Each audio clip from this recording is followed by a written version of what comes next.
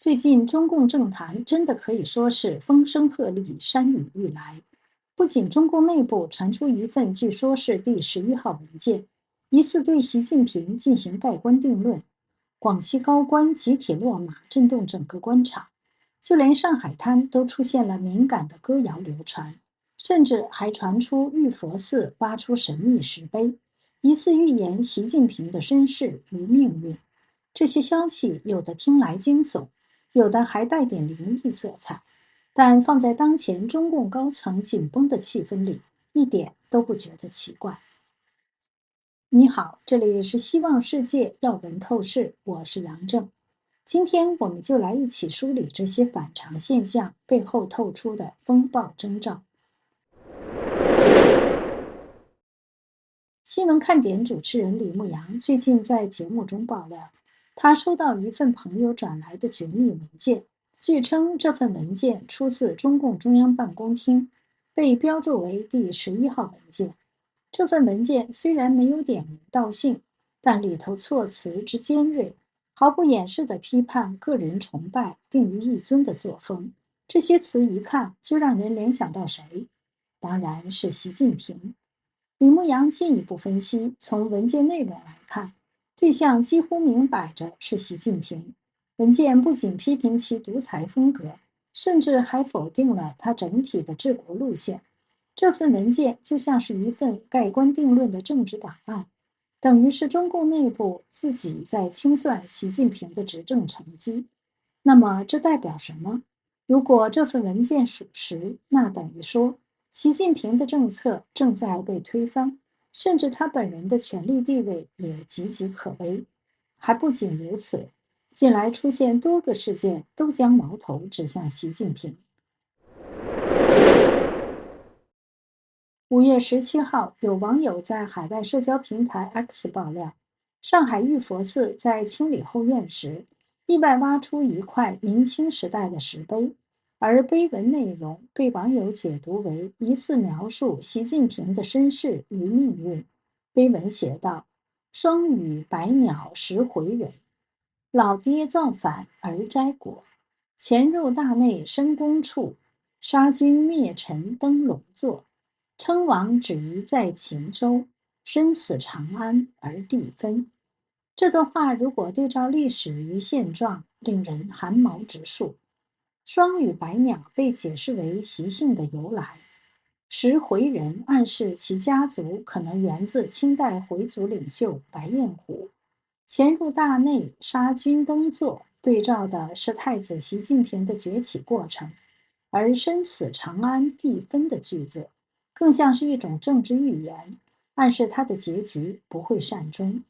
传闻称，当局得知此事后，立刻封锁现场，疏散人员，显示这块石碑已引起当权者极度不安。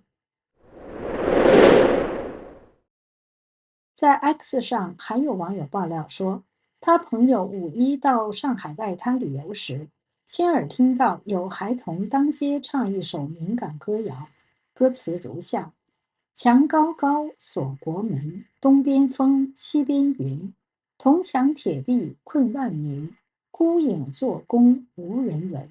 封城封城封万城，清零清零清到根。白纸白纸不开声，举起白纸万人跟。断粮断货断芯片，外资外逃官自散。东厂西厂忙抓人，夜半宫灯引毒寒。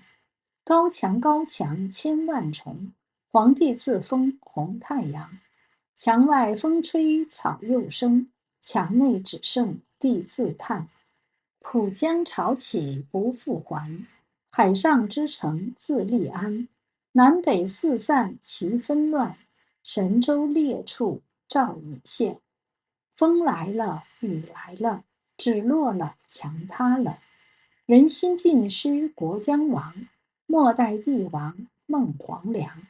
网友表示，一首歌没有名字，却句句见血；没有点名，却人人心知肚明。上述种种传闻，外界难以验证。不过，有分析人士认为，矛头指向习近平的传闻密集出现，绝非偶然，反映出四中全会前党内的反习势力正在蠢蠢欲动，而习近平也不可能坐以待毙。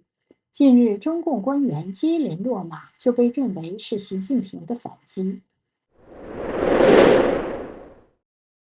北京当局16号宣布，中共广西党委副书记、区政府主席蓝天利涉嫌严重违纪违法，正接受调查。这位62岁的蓝天利原本被看好是少数民族干部中最有希望晋升副国级的明星人物。他不仅是中共18大、19大中央候补委员，更是中共20大中央委员。按中共惯例，像他这样的壮族领导人，在退休前大多会被安排进入政协或人大，做个安抚性提拔。但现在突然落马，震惊整个政界。更惊人的是，这次不只是蓝天利一人出事，他的弟弟、妻子也都一并被查，几乎是一锅端。路媒财新网甚至指出，这案子可能牵连整个广西官场，甚至更高层。蓝天利的案子似乎不是孤立事件，早在今年4月12号，曾任职广西20多年的金湘军就被官宣落马，据说他是犯了政治大忌才被查。还有一个人不得不提，唐人健，前农业农村部部长，也是中共20大中央委员。他在2023年就落马了，而据传是唐人健在审讯中咬出了一大批人，包括金湘军与蓝天利。这场由唐人健引爆的广西官场大地震，现在正一个接一个地把中高层干部拉下马。5月12号，广西政法委副书记李文博被查。5月14号，广西北部湾国际港务集团副总潘廖庭也出事。短短几天内，一连串的清洗动作，简直就是一场政治大扫除。那么，这场广西地震背后，是不是只是反贪腐？独立时评人蔡胜坤不这么看。他分析指出，这场清洗动作目标可能是直指全国人大委员长赵乐际的弟弟赵乐群。赵乐群过去在广西任职多年，历任贺州、崇左、桂林等地的大员，最后做到广西人大常委会副主任。他一手提拔的官员，现在几乎全军覆没，包括桂林市政协副主席娄志成、市人大副主任唐秀璇、桂林市委书记周家斌，一个一个的被查。蓝天利与赵乐群在任内也有多次交集，现在传出赵乐群也被抓。虽然官方没有证实，但近日接连传出赵乐际的负面消息，在这种政治气氛下，也不是完全不可能。有关赵乐际的消息，请看本频道红墙出裂痕，四中有大事发生这期节目。一旦赵乐群落马，那对他哥哥赵乐际来说，将会是个极大打击。尤其四中全会即将召开，赵乐际是否还能稳坐人大委员长的位置，恐怕要打上大问号。5月14号，曾经的科技明星企业清华大学旗下的紫光集团前董事长赵伟国被判死缓。蔡胜坤认为，这可不是普通的经济犯罪案。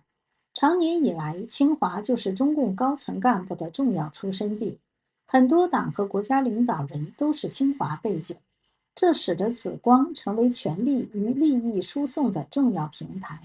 也正因如此，赵伟国被重判，实际上可能是杀鸡儆猴，借此对清华系背后的政治集团发出警告。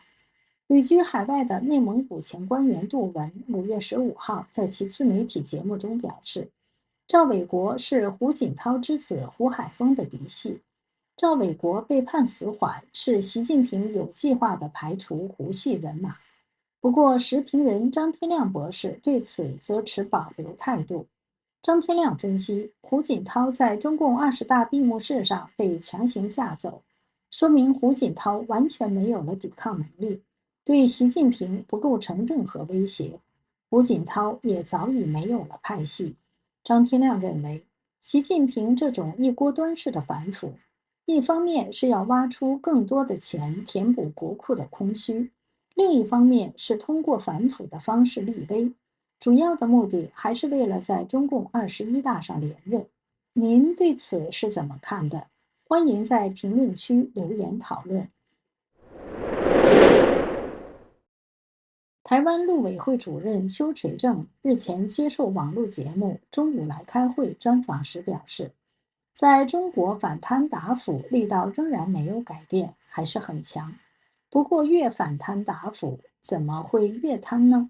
这都引起内部一些高度不满。所以中国的政治氛围是很高涨的，各种习近平政权被夺权失势、被元老逼宫、身体健康因素小道消息非常多，我们也很关注。邱垂正评估，现在习近平内外活动还是如常，不过对各种的传闻都会审慎评估，也会持续关注其相关的情势，并做谨慎的因应。从神秘的第11号文件到广西官场清洗，从上海街头的敏感歌谣到玉佛寺石碑的惊悚传说，还有紫光赵伟国的重判，这些看似零散的消息，都指向一个共同的背景：中共四中全会。本应在2024年秋季举行的四中全会，迄今仍不见动静，这也被认为与高层政治动荡有关。蔡胜坤日前分析，在中共四中全会召开之前，高层内斗激烈，人事调整压力巨大，谁上谁下，谁能进入权力核心，这些都要提前布局。日经亚洲资深撰稿人中泽克二今年初也发文说，由于今年将大体上决定下届领导班子，因此潜在的政治风暴很可能会在北京爆发。一场更激烈的权斗大戏可能正在等着我们，让我们拭目以待。这里是希望世界要闻透视，感谢您的陪伴与思考，请订阅、分享并打开小铃铛，一起在动荡中坚守真相，在黑暗中点燃希望。